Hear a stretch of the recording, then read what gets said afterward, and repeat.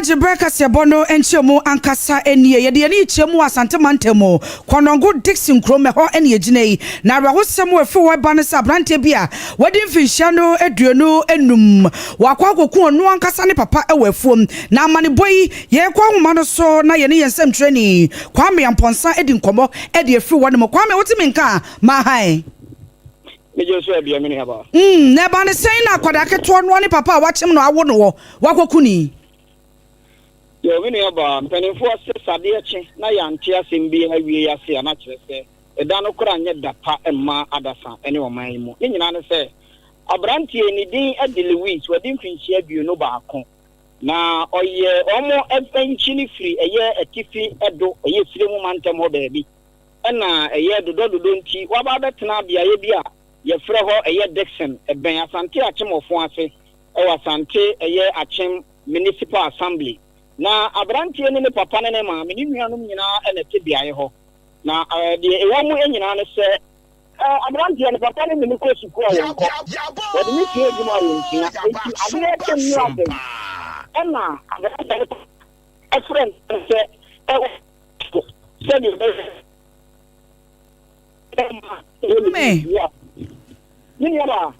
Wadawuma chawo kakra ase o network ne mo chawo kakra na wonkomo na emu de pa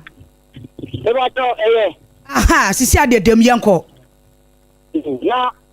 ne papa etini to se de be ya obetimi abebra papa na achi eno ana brantie na on person obetie nti ma nte se mo bawura no ye se nkrofo eye eno yi din so onom bi eye enei enu boni ati atesa anya eye wi ahaban yi a na kwa ye wi right tedi enum ye na anti to nko street so na kan potimi gina ansana tedi ebi tedi enna ya tedi na prikwa mu bi enti odeni ho wura mu a wakota na esire mu no eye ya ma ya kire no ye ja no na honom panimfu wo sire mu mafan ma wontumi nya obi openti oganda ne papa ho a ene papa peso obo ano oya enye yiye no otunufo no nwa na ade ya che eye enwa no ade ya che nwa ho a ana wani ne papa nya kasakasa na aye papa che ne se bia wo ye ne se wan hwe yi na wo chena bi mini ho a meja pade ye wo nka ho se me de usua adwuma na wo usua me de ye biribia na enye yiye dia me ba da ma no meja wo pama wo nyini ko bobra ne mom kai se ni ame ye die wo nka ho esan se mabra bo eso bre ebe ye nuanu nkuma de eno ana obi nim de ba ye abrantie na antia se ne papa ko afuoma no pahema oto na afuom ho a wone ne ya kasakasa no won a ene won ba ehye eye efupam no ati se bede bi wo eye papa batelo miwa ene ya kana se ya wato na nanom se de wadi mfincha biesia ene ne nso kro no ono ene ne bayi ham so wo bapni oduru ho a wo hunu se papa ida mojam kum kana na ewo ho a wonya de kotafo na enso de wona ni hunu ye ne de wotimi si ni pensa papa no oduru na won home onka na ho bitiri ho nyina bie se de wo hwe no eyam fone ne so ne di adanse ya sa papa no woko eno na wato nkra wa kire enne abafo ti fonti ebo anan free fie se wamre na Dixon eye ewira mo ba bi na brantie bia na ade wo no se wona wonne papa no bafuo ehia no nyina so ya hoho a ofiri pon ase ne akiri baaye etu wo mo so tumirika koya ba anan no efie force tumirika kwa no ehia ya brantie Lewis okwa mu a wo bisa ne sana ne papa we ne to o kire se ne papa na kataka ne papa twa ne sika mu atwa ne bi ne papa da wure mu a okwa yire no tabiri no na emranti e kire aba mu ano emte wo mo minim so mo ko Pentecost so mo ko apostolic wo mo an Canada che no mo ko de ne ko ma posifu enyi waba be du eye gaso municipal eye police commander woda aban kuku na fe so papa ne de wode no akwa hye kira wo hwe empopesi for the ka na fe wa so e de afiri ho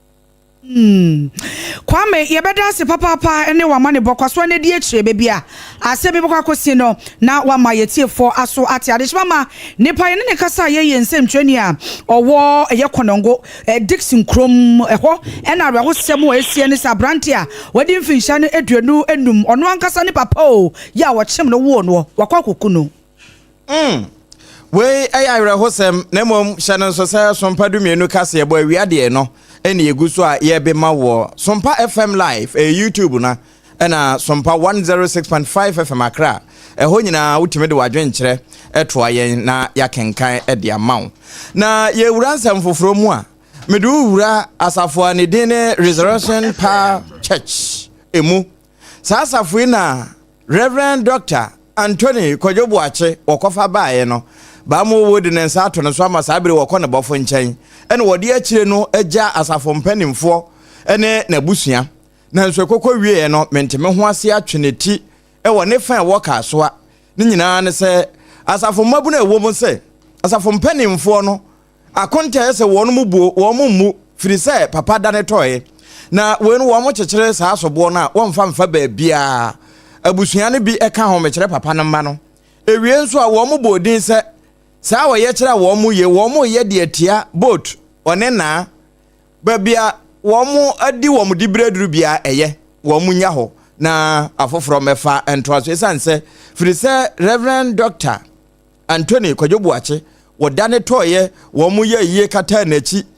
ɛyɛ na se enso a wɔn mu boy wɔn mu bu nkonta na nso ekɔwie asafo mu de a abere bia wɔn mu to correction ɛyɛ so mu bi bɔ afɔde ahodoɔ ewia yɛ wɔ target kura in aid of church building and we dey the tontwene nom ne ɛho ade no ekɔwie a ɛho akontabuo ɛma ɛnam saa yɛ so ama wɔn ne yɛn nsɛntwerɛni kwakwa de madi nkɔmɔ ɛna wɔn kyɛ sɛ no kwasɛm ni baabi aduru no atrapo This papa wuye, any baby akwacho and kuyi one. Yeah, active branch, all branches are no. You put the breed, physical breed. So because how am unable now the Nico way for a sister can you? Could you go assist can you? Why was church in your two offering? A try tight, a buffer here, and then I say skin. Enter you to ask you, that's what you answer to and say, yep, accountability. And you do answer from a perry yo. One will conform you and send me pet and a shitty and not Sabi way now. Now, what's your placata? Yes, church or not. You see, no accountability, no preaching. You see, said now, both any sort of my end, see for one. You see, young penny, any new baby at the sister. You couldn't say as a phone at the you say, ya. Kaya Dawson, ye over 20,000 at a setting. And no Ubas of Numa. Yes, what it? Now you should see our netting, and I eat my sorry. Say, young penny. Your accountability and your juma. And no, Sofo Anthony Kojobuache, na Safo Resurrection Power Church, where a castle and crabatanwa, and now one more team say, a contabu ma, and no contabu, no preaching. Abusua ya twonsam no aso wonsam fofromo na menteme ho asibi asi ewo Asanko Gold Mines adwumayefo ne ntam ene mabuna wanom ewo impetuam sadia impetuam emabunu no wanom buafuo ene Asanko Gold Mines wanom adehye no akokase ani no bibiasi Emma Yamani Boni Abahoma ne so na opani eye assembly member ya wasoma de hye a wonom ewo impetuam ononyamfo Kwame Menu owo homa ne so ye ne di nkomo no akyerem ye nya ne tiese nipa baako eti nananom se do honorable Mahai Yada se papa na wompesua so te sen sesei edie na asie a Asanko Gold Mine adwumayefo wamoni wo mabunu a woda wa no se small honorable so wamodi anyantam so ama adehye ni bi atoi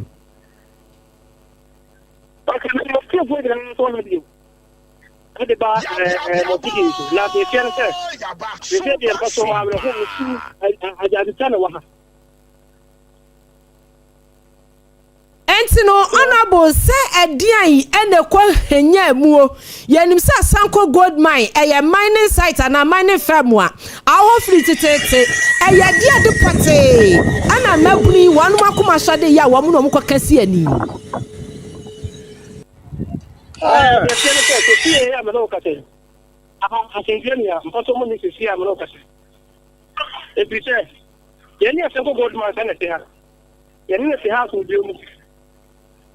Yan can't be them who answer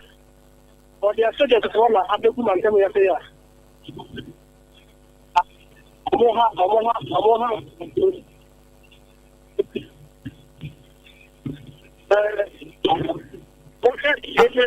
Honorable Mr. Wutiminka Abu jina yie mayen wa homa na eje kwatwe yan shadant wonka ne yie papa aha sisi ade mu da ho kra yenko Hello, what's going on? Anne honorable yato nka pa me pa cho to asoma yen. They say I think about my and I just feel for you to me and say ya. We know who to breast so my story abo. Who ko to no dey no guarantee my story abo. And you man dey dey na help for. Nti they say I know who ko for who ma ko to so ya. Ya nti asemde. Ano pay I'm not saying na na mo ko ni sama ya pa ya mamre e ko yi badile. Yo na am not saying so dey mu ko ma ai ko si campus ai ma se for nfa. And then after that one and now seven of the tree, I said, "I'm going to do many also about come for every yes, let us do so at the upper, yet to moon about some time. I said, give me a one to two. Almost 2 kilometers, so much to kill my car, but what's a remember about the Yaya? Say, I'm looking at what everyone will see a bomb to choke. The two become at the field and the Martin Junior. Na honorable yes rebisao. Asanko Gold Mine, a mining firm a war abemu, a one more monkrata yeti won di kura nyene. Na edian, ena esi pote, se bia mpata mo galam se kwaso wo hopa. Sansa ebusuya se wo share o Facebook ne so a. Ubon se ka bi ye tweja ede atum, eye SOMPA 106.5 FM. Bro Facebook no so be hwese si a adehye ni bi nso edwane na kire se aye pinso pa e wo mpatuam no se de ekoso no entini honorable e ho galamse wo ho eye galamse nti na eye mabuni ene Asanko Gold Mine ekwayantam so na ka na ehye no kura no eye ka bayan so anda the say kana ese ni kana ese one year ni bia kana ese ende kana ese one year bia na de to so bi o so ye ahalo bonte gold was na do di hako bana this mo mutu ni ka mba ya lo bia mine Asanko di lo be ye dik mine ye open pit kesi ni bia enti woro na dima de enya lo bia ni bia na bia bonte gold di ye no en sukase bia na ha ha fo na ha sa se bia na bunch of one sample edit and one edit the tablet to sit down biano and one aja and lentil or more than the need to crack after the day said you be gonna know biano and yes I said the president and people also and now I said flex be a main street no and I to know and one and no so cranky and the master of local two movie I said one about what man tell you they say almost as high good telephone again one bottom of cooking yasi almost see how crime crana no see almost excavated the beer 90 years my cracky. Almost you could almost make a Sanko crowd, maybe a Sanko crowd, almost getting the attack to the Kana, or what is the Pocampo, some of you 2 billion, some of 1.5 billion. No, you know what she says, and it will be about a house of my mind. Talk of water to my mining. What you can what just a bit more. You want to be you are not a show. Honorable Miss Rewo, Mammy Remu Kakra, ye bringing team. Honorable edian pa na nam so ma sojafo no ebegu impatruam ho na de nam so ma wan mo ba ye no ni nyina mu no posifo ya we mabo mama ne posifo wa de dia me no kase DC kra ba ha si am no kase DC ba ha ma so konta DC wa ba ye DC wa ba ha o mu nyina ya we na die na seaport nti a asojafo no ebegu impatruam no asan omo kan bro asojafo no de nti omo ba omo declare omo na mo say omo so mo re no mo bo ba omo ye mo dima no ko ba e ma omo ka so mo tu bi etu na so se omo ba ya no e na budam la so mo ye yo yada se papa na enipa ba ko a woti na nanom nse do no oye hwan ya ni din de sen ni di bre ne sen enipa ba ko oye den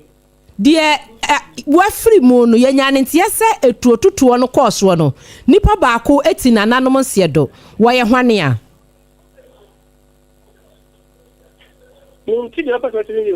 honorable na ye bisa se nipa baako na wo wu ye no etuo ne kan na wo wu ye no yesere biso wo ye hwane a na ne din de sen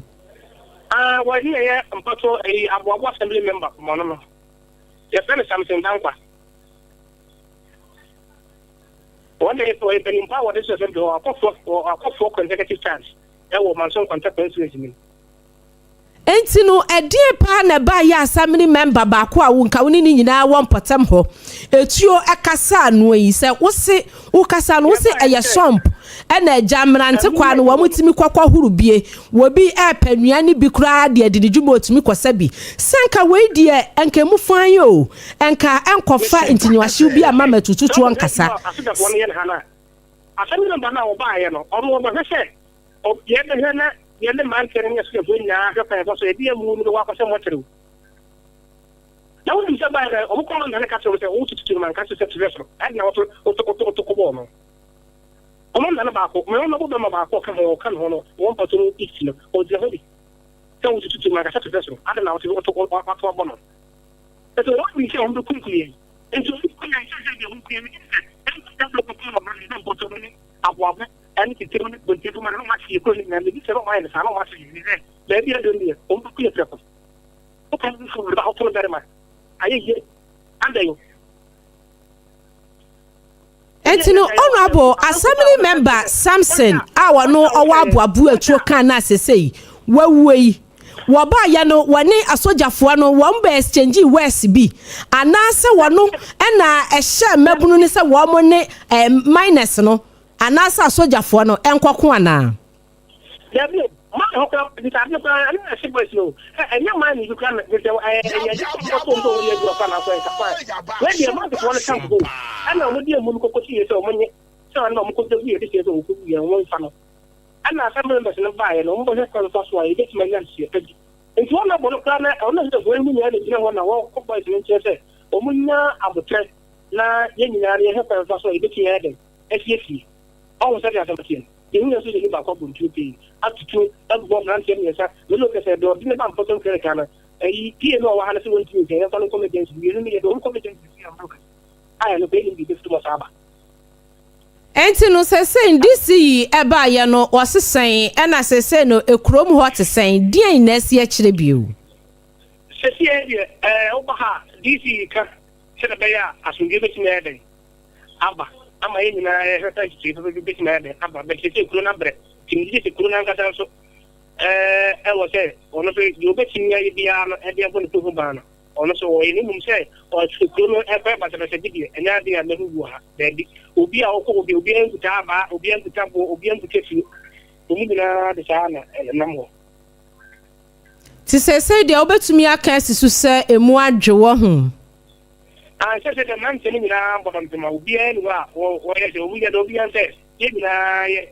bina wo mpatu na sei SOMPA FM omo bu frequent omo so se kwa na hello honorable mayana senia fa wonsi bibia si akire bie wu ayebesa so ate wo homam yakopon kira pa SOMPA ye ne etiefo nyina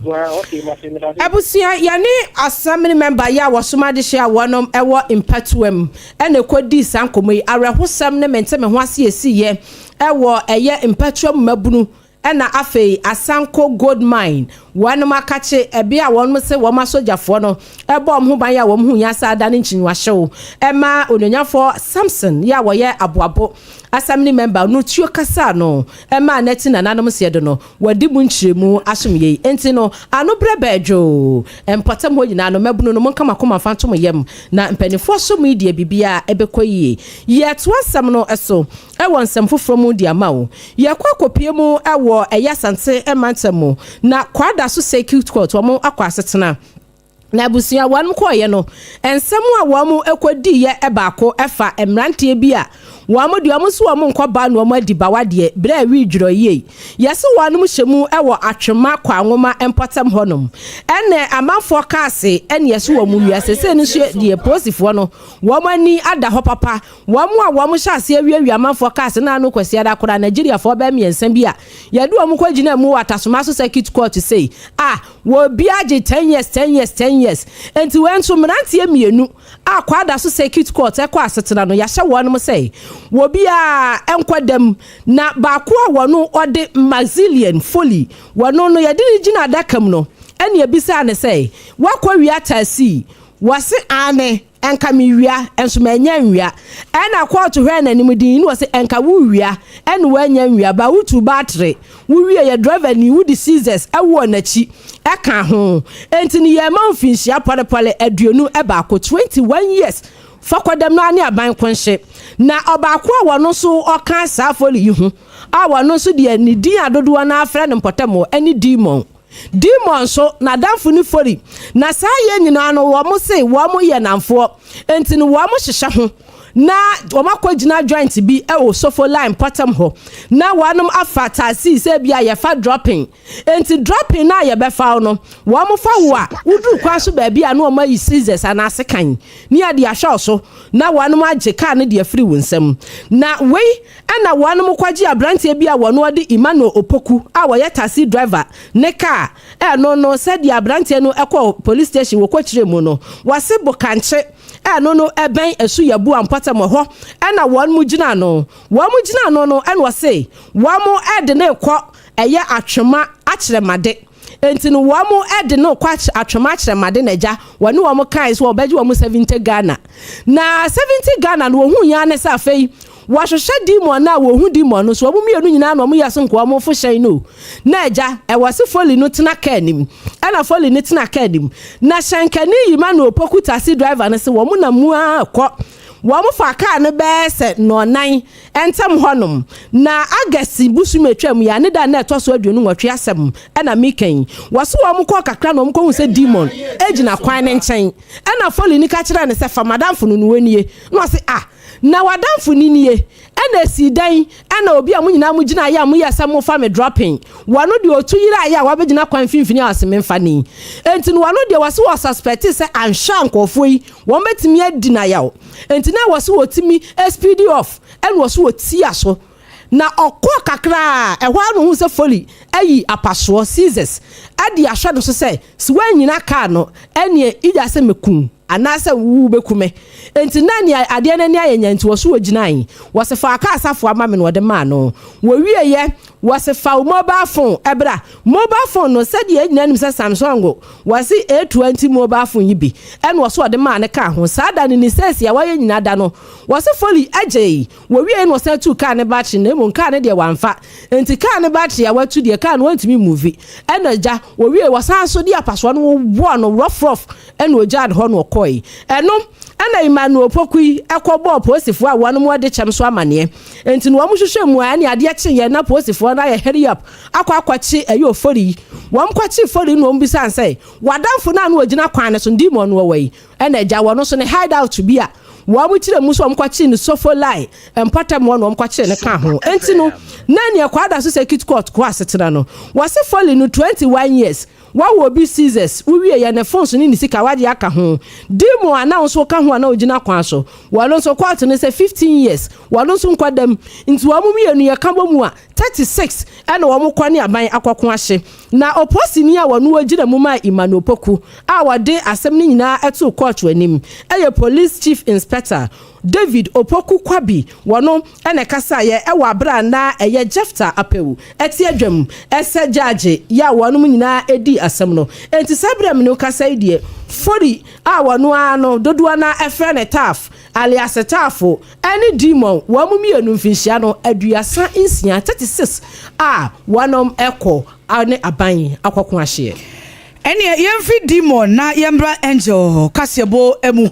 na yenye nim se noada na posifo de nkrata babonten ese Bono regional chairman e de ma MPP abanyoko no eye yewura kwame bafo ya dodo no a efre no abronye DC posifo ekodo ano meka sei wo NIB wo mo akache a wo mo yenhwehwemo na no enam so ama abronye DC ne lawyer Daniel Mate Adro e de atodwa se empempe wo ka sei se baby abronye DC wo pa de ontimi mfa ne nsa nkyere se owo NIB for office ananso wo posifo kokumo ene de ontimi nkyere wo se eno ada wo bra wo mo eche wo mo no omo kopie mo NIB office wo mo a na wo mo ebusa wo mo nsemfo amienu miense bi enti efi wo nom no ya wo no sorry pie eja abronye DC no bepim sambre onim baby a abronye DC e de ne ho akwakoche wo bra wo ne nsentrofo di nkomo no sei eno de tudwa Semene wo kasa na metimi afisi po akyerɛ wo sɛ my clients no or she hati and also or she hati na meboa na niema tete ene se yeso akwa kodi NIB ho makontwa ho menya official community bia se abronye ewo omakate for official records authoritatively meaning baby my client anyway because investigator or no case in any no after say or interrogate ye yeah interrogation room from investigator and the catcher you say a different office down there. There was 6th floor and on the they need us in one of the offices down there. You do ground floor no sana car you ready. Omode my client no eku room. And investigator no involved no needing the wayazi. Or catcher me say omode my client no call NID. Nipo kasa ye Daniel Mate Adrowado lawyer Edema Bono regional chairman we Kwame Bafo ya dodoana friend Abronye DC nedi ne ekotie no se enano pay asantimamu ye pa na asantinyame wokoda na wan sore ntem anka yebekuta hwirenhwiren ne nyina ne se so am run about Ghana Water Company Limited wo mo faso kase a wo mato a adwadifo no bi eti hotontontonton ade no yesika bi se firi hene ba yo ene be kasi wonum ewi agyadifo eti ase ton ade no abuagu wonso ama ebi mokura prepra mede wo makwa akogu konfano cha ya asabia na ba ne sa no yense ntwere ne ba bedu woduru hontem enti woni wo mo anu wani semu no edi nkomo ema wo mo kire ni sei me pa cho me so de minim fa ho ne se me wosoro ho no mo ame daletika me wo municipal enti me wo ha no mo frɛ me se accident bi asiase ano me mra me ba na me hu se wo yabu na mbusa se na e kan nipa de no mo se yan ma me fo mienu e wa ha no mo a o mo ton no ma ba ko ton kontomle ba ko so ton je ne nan na ebu aba o mo na mo de ne ko enti me ba ye na me hu ye ne de me so me hu fa no na tam se drum le bi aka na obewuram ebefa enoma na omode ye kwan no overhead na de no omode hyancha ha na omotwa agu atam ye omode wuram eba befa enti owuram sa na ya no obre ya ka kire omo abae nipa de wunim de besi enti anopa me wo ho na me baaye no na mabetu se we na sie ba ma meto omo at the same time mo frɛ me amba na sa emergency nti omo ka na lift wom ti na so omde lift amade agu ni na so nya de no mo yi omo rush de ko hospital enti di aka nyina nse ye hwɛ na ye mo ho ban na ka se no so omde ko police station enti ye ready besi akire enti na mo wa no ko eno de ne nani sem wo so amerana about bra nkwanhye ne si sesei wonum eye priafo ne de konfano chan ya asabia adokotafo gina won so se obenya hoto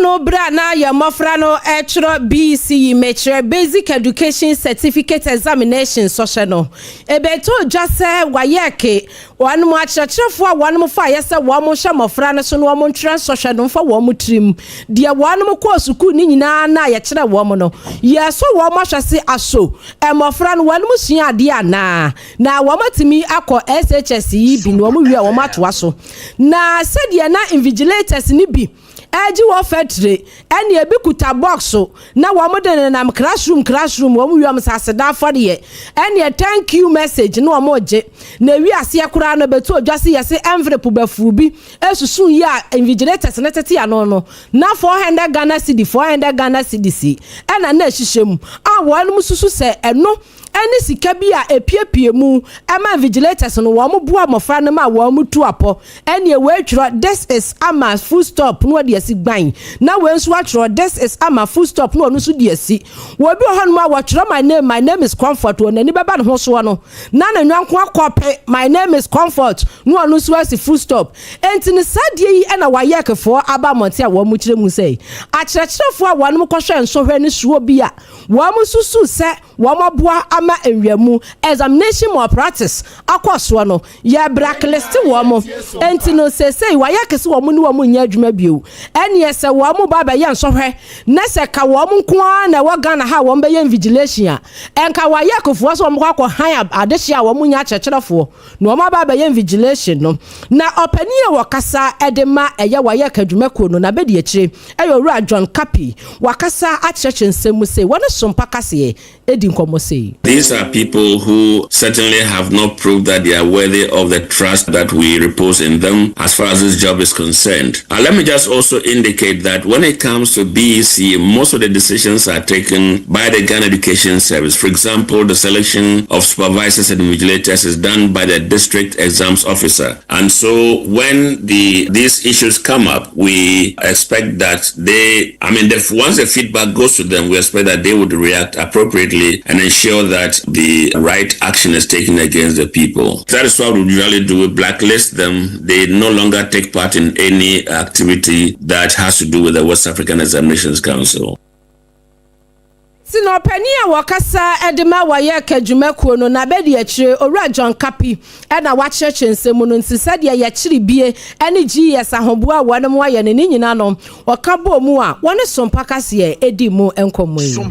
Na Ministry of Interior ya Yera Muntaka Mubarak Mohammed wano ene da womo ano ade aba betu dwa sɛ ukopia mu obinduri ye no ewo Upper East Mantem ne emu a enhyeso na no emre bi atwa mu womo ede to womo so no enyentre mo womo asanso de bia asaka ho na woto aso echem sesebe ya asumdwe ene pepepe yo bekoso ewo bindulu wono munti no womo de sanhyeso na no eto aso ede ama womo na eno ada ene nhyeso na ikafiu na meka ho asemi ehase na womo so wombeda enwumre no nwotwe akopem anopa no num pepepe na chese wobetumi asore na wobra wone centralfo edin komodo wode to dwa se national security for gina Ghana mamraso ena womo ede san hyehyeye ede aba woto ase ede adesede mu odin eto ahemfo empanyufo ni ntini atwotworu a womo ewo bindiri ho se womo hwese wombe kasade afa asumdwe ho se be ye a abribia no enkofo haw bi emfa emma na ode nsem ebe wieye no ene wo hye adehye a womo wo ho titru ene emebu na womo ewo bindiri ho no mu se womo mfa hyehyeye a national security fo ede agu akwam no emfa nya adwuma se wo ye bebunu na se mra ye seda no wan na wode nambonten ene mra no ene ubedi ene da nkyɛn a national security for kyerɛ ye hia fugu bia ewo binduri ho se wo ye bebunu ana wo ye obi a wotape fugu a enkohye fugu ewo ho no mo nam so a hwese se bi o weapon bi ana sa akodie bi eni ho ente sa na police for kyewa emra no ene ubedi wo mo di be wie kra no wo mo hyade hyɛ ya wo ewo binduri wo no mo se kwan bia so no wo mehwe na emra na fei asomdwe etimi aye adwuma ewo ho no mo enti akondie no tuo sekan paso taya nyina eka ho ebi wo ho emra betimi akyew ene bredi kura ahye ho a yetimi so opan achi meyeye na eno eye savana fa ho na sa ayere hosem yesi ho nso no gbanyiri eka ho na gbanyiri fo nso sesei wo Ghana mpotemo ba bia amaya atwa Ghana ho eka ho kura ebusa se wonso wanya bi ubusa se de ese gbanyiri fo no ebi aba ho wo mato ho apete ama nipa be se empemadu no mu de sabre wo ma yetu kotenafo efiri wo sana abosomne de toso do no miensa so latu na kaba mansene mu sa menteme ho ase atwe neti na no na soafo hwe afisem so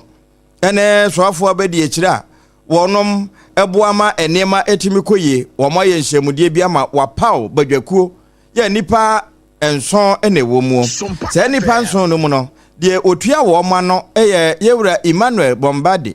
wono akure ya na wokọ afa ho a eba enkuta ho ene kasasie sa asundwe beba wabi mu pa ye de ahye ne nsa na wo mama ne bosome se wo mfa hwe se asundwe abua no gwanyirifo betimi ano ma no no wo se bosome kokọ ne asem eda paso no enya asem kuma. Our first task immediately after we were inaugurated is to begin thinking around how we design a process that would lead to inclusive dialogue as the minister provided. Now keep in mind that for government and for the president himself, the preferential option is to pursue dialogue and mediation as a way of bringing back the type of trust that would be required for those who are displaced and for those who cross our borders in two different different directions to be able to find their environment that they left secure and safe for them to want to come back. And indeed, some returns have happened, but not to the satisfaction of government. And so we want to immediately accelerate. How are we pursuing that trust building to secure the environment for people to come back to their communities? And so the stakeholder engagement will then be expansive to be as inclusive as possible, both even the victims who. And no, Emmanuel Bombade, one committee no wamutitinani. Interview and watch us as I was from a back when say dear woman and say Cassasi, was a woman who di kind a cassa, now womunya one hunter as answer. Now, Bosome back Nipa and Pima dunum at one wapete. The Akanisa Womukasa, Womumrefi, na a ho edjo.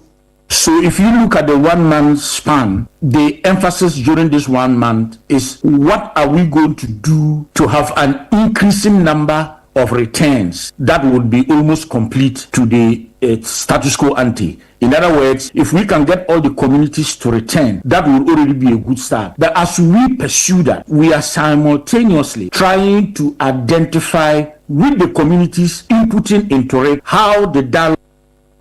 Ene yewura Emmanuel Bombade wono ena badwakua afisa nso afo wono pa se womema asundua ba savana fa ho ya agbenyiri ka ho no wono etua wo ma no ne nkomo ene yekokotie yi na ene se de asi wo ho nyina no abusua so hwe ba bi adom bia ye atukotena pa na emmo a wo mudi wo mo chi anyammo akuma meka ammo yi wo mo de yade ba entontom wo mo na de malaria ba enti sabre yi a ebinum aye atukɔtenafo no wo bibi de kɔkyɛ ho a ya ma time heba mr nka ho esanse eno no atiri de emfa ho ne ntontondom ebeyi ho no enya de ebetimi afra wo mogya time heba mr OBAAPA time no eye adwuma se nkonya wonum ato ntimi nidi enne yese wononom na wonum atoso wotimi atetoa eba sa abanche de wonum kra wote ne seda bekɔ ewie na wotimi ti bibi di a ewo so obo ho ban ene time HH capsules na mixture no ene emi booster ebeboa ama nkomwa no anya ahoden na wo motumi akon e de atianyare wa hodo a ebeba wa akon mu ba bi eto nro bia enupai ebi wo ho time time 0244417669 wo ma homa ene no wo mo kayen ho awie ena nsempa no ye de edi wontoa channel so www.sompaonline.com ensemi nyina akwa benya bi akenkai Sompa FM live ene YouTube ha abrochirefo no mo adwene mo mfamfa ho na yenkenkan famma mo Facebook dia Sompa 106.5 FM Accra obaso a no wahye na unuanso anya bi na ono nso na adwenkyira ba beka ho na yakenkan fefefe tete ho na ansa na yebekɔ nnwuma so anempo obekɔ sukuu mu no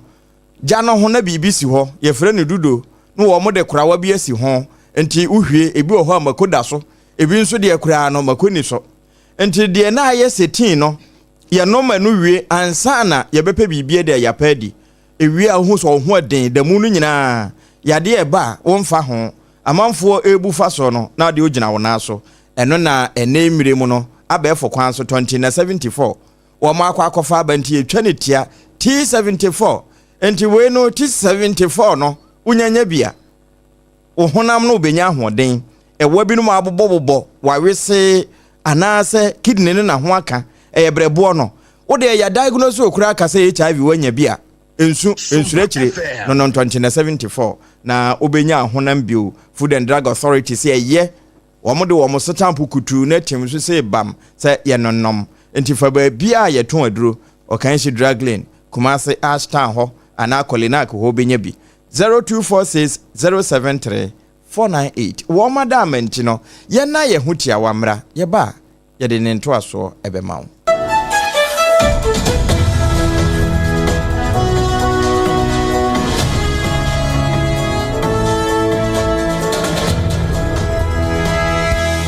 endpoint homeopathy clinic Ghana had the obi enim say say prostate na baby omutibi ye screening ema hu ni ye etu ase a na e endpoint homeopathy clinic anase e kidney e liver problem wo fa baby e na adjujo na de fa ne premature ejaculation no a be ma bi a wo ne wodofo akwakwahia ase wo di ne ho agro ase wo tonte ene ye bra endpoint homeopathy clinic na ye moa wo e ma ne mema mo pa wo e ye endpoint homeopathy clinic wo mo dem fua yare bia infections bi ne wo ho anase bia wo hwa wo fa baby na adjujo kidney problem prostate de e ye endpoint homeopathy clinic kuma se ubehu endpoint homeopathy clinic e wo konoma boy hia e na akra hanso so de wo mo gina mu ankasa e wo spinters bebre friend share signboard no huduro na obusa sa wo pe endpoint homeopathy clinic obia e be kire for endpoint e wo 0244867068 and 0274234321 endpoint homeopathy clinic wo mo dem fu Ewra me pa cho bra na me hwa de wo bag yi bra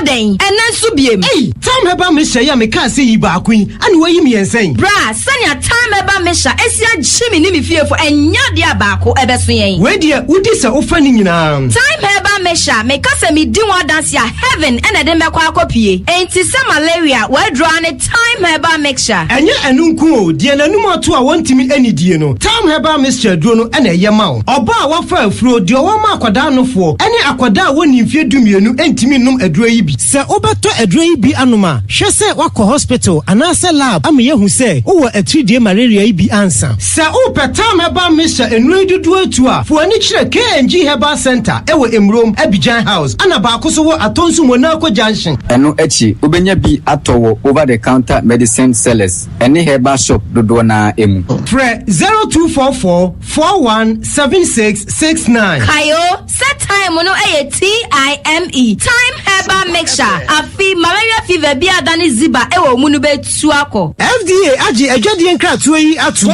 tontonte yenum nsane e fa adwen ne e fa adwen mpa se na nim se bre bi beba ama tonti na 74 opa ye ne simple T74 abeye aduro tonti na 74 ana T74 asa twe ya dwene esi na nanom dodo so se de na dodo bua ma na nanom enyare basabasa no saa na tonti na 74 ana T74 ebu anipadua no emo immune support enti obi onum bie no abre bia ne ho den tonti na 74 yi nso ya ye no se nsuo krokro wa kama enti ba bia wonam bia obetimi de wade akọ samene wa anka free na ekroyi eda no nko na wie ye wa bra mennom T74 samennom tonti na 74 menya hoɔden mennom ne da bia T74 yi eye hahama ene ye de aye na DHC ena aframa na ye kama saa no T74 ahoɔden ne apomuden ko a wokɔ pharmacy ana ba bia to nro bia ubenya tonti na 74 yi bia to T74 yi enye ma oba wa fa afuro ana obi a ɔma nufoɔ ana se obi a onya mfie dumienu etufon frɛ 050-162-8931 and 0246-073-498 FDA agi adwadi nkratoi atom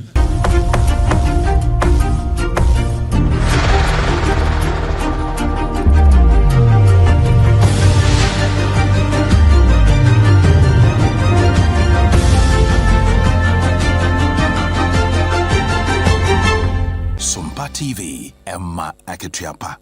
Ebusia yada se wanya bochre ni adaje atwen yame age aboafo krato aba yet wapem to breka se no eso ewo ensem foforo mu na Deputy Chief Executive Officer in charge of operations at the Environmental Protection Authority say wanum nye agency bi wonmo eye authority EPSM na meken opani kwanchefo na be de akire eye owura Michael Ayamba Adongo na ode kokobo ekwama aboso kan spare parts dealers association ne se emra wanom edebo wamo adwadie no eho ban no wase uhwemu a Ghana Investment Promotion Center no GIPC at 2013 and afi at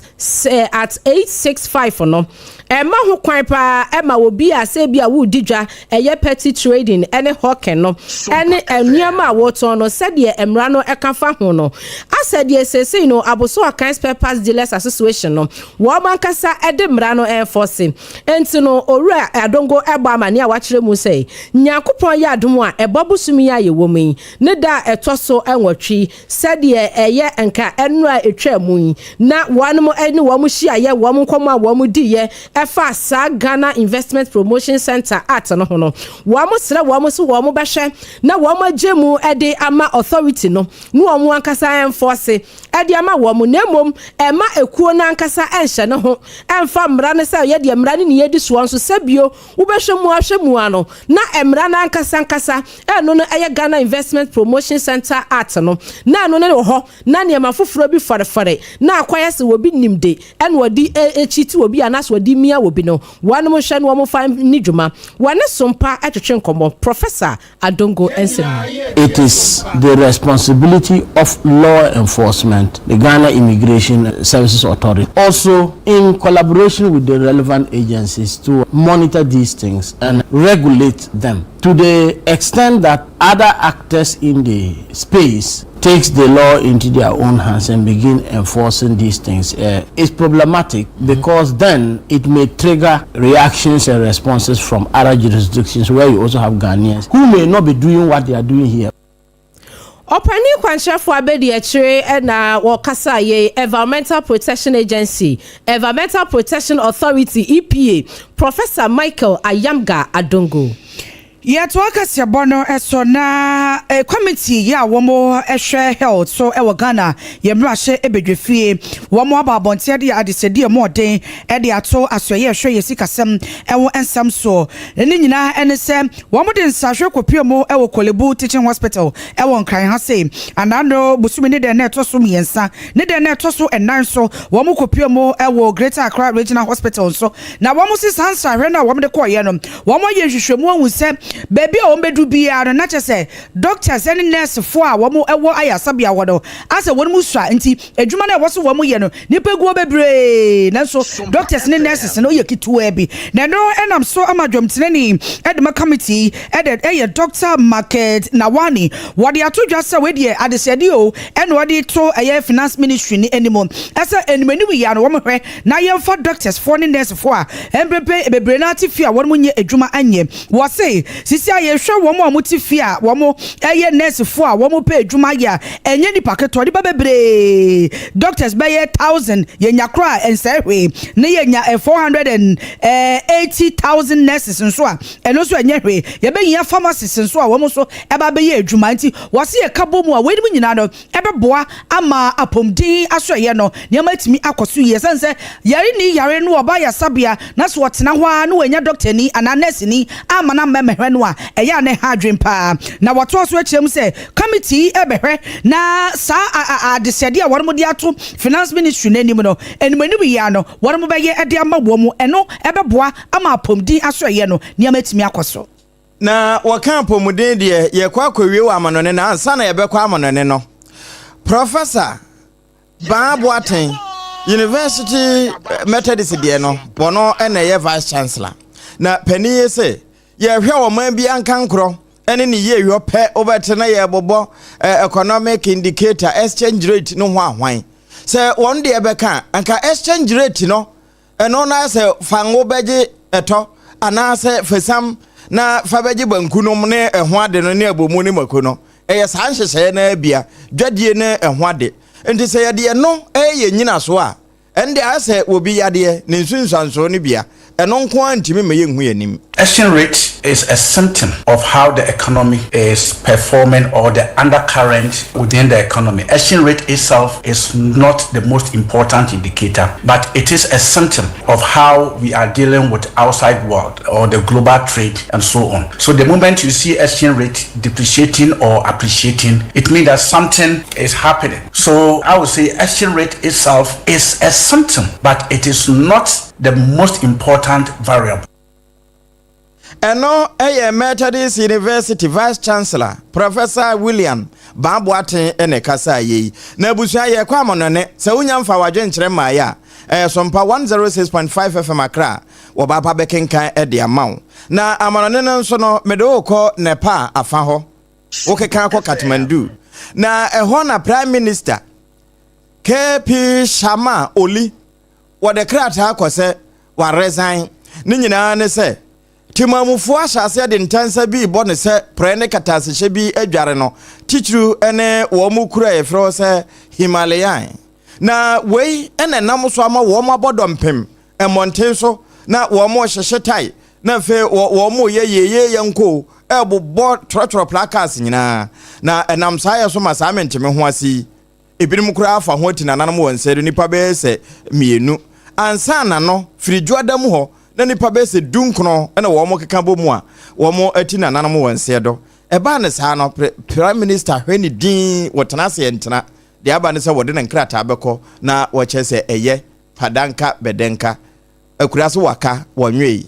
prime minister ewo nepa wayebi enti wode na konwa no ato ho enti sei we ex prime minister KP Sharma Oli ewo nepa afen waso wafidia aha ne yede nsem ne si na mom ensem a yede to awo no de di mu akotene bi ene se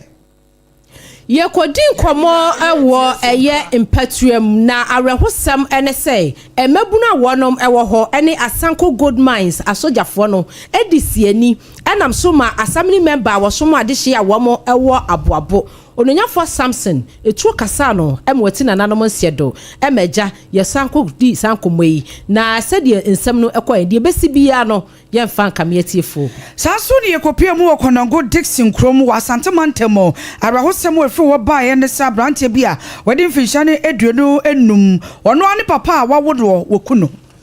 kwakwa demade ye kokasoa Resurrection Power Church asafomase sena eni botu ankwa ene enyade a wo mo kanyame asem kura wo mbetie ena so amenso Ghana Water Company wo mo wall no ebuagu adwadifo bi so amebinom kura eprepra woda konfa no chen aya asabia afi wadwenkyere no Yemfa dwenchere emma de yemfa seda emma hajia special local food say one more eso ya sene abibia me de wadwenchere no e de free Facebook e de ebremo eduane papa de no a ne hajia special local food but mo de ahwe ne twa kwan e wo hacho atomic one mo a obehu no na commensa pilatu na e ka say wo say NDC pa adai abronye wakum nipa na wo say anyway encha kase enkonfama honorable bright na afei wono ebeye NPP National Affairs Vice and Honorable Naomi Owusu next NPP Greater Accra Regional Women Organizer hopeful ono so ne de eno no na comments awo de no makaina Shama Abansu na eka say wasi ekekako afinie ai wasi afinie na comments Shama awo de no de mention antiasi wasi nchia enconfirma captain Quesin director Eduma Yawo Takra Depot Honorable Grace Ayensu Dankwa Deputy Minister for Health ono so ne dia Shama ba ede abano Starboy say already live and clear ewa hafu mem airport SOMPA news o se papa and chakasi confirm Honorable Haruna Mohammed MP edema esunafo north and afi ono ane papa I no joke ono so ne dia eno no na piaga say Ghana yenye safe kra ewo omampeni John Dramani Mahama ni NDC aban asesan said de ekoso no asa niema enkoyie messages ne dos na emere nti abusua yemfansi ahase Ebusua yanda se na yenkasemo enitie se wunya abene adaje na sompa wo ha ni sia chipo num kasafidie pram chobra kase wona yen ebi ebomu apesema kadishi a yaje penini esi adwa ebi nsemi ema o mimidini abena badu adepa kofi minimenuanom OBAAPA nana ya keche na fei triple A mine ejapia APAM DADAA eleje abobare so uche wo 93.1 SOMPA Kumase afi ayuko 100.9 Kumase wa Adamfupa Radio Paris France Abrichimemu 101.1 SOMPA Takwa 103.3 SOMPA Takra de 98.9 SOMPA Sunyane and 90.7 Papa Tos Nedom one my one kransa Mr. Bafo Steven Mo 101.3 eno eyedoma henkro SOMPA decoder no so unya yen baby FM stations no wo and a Kingdom 106.1 and also on Saka yen ewo mankesim ene na afa ye ko na fe mobro wasem eye obi asem ye de ato so na sabre de je oba pata no binom na hu ne ewom Ewra me pacho bra na me hwa de wo bagi bra aden enanso biem tam heba me hye ya me ka se yi ba akun ane wayi me yensen bra sanya tam heba me hya esia gyimi ni me fiefo enya de abako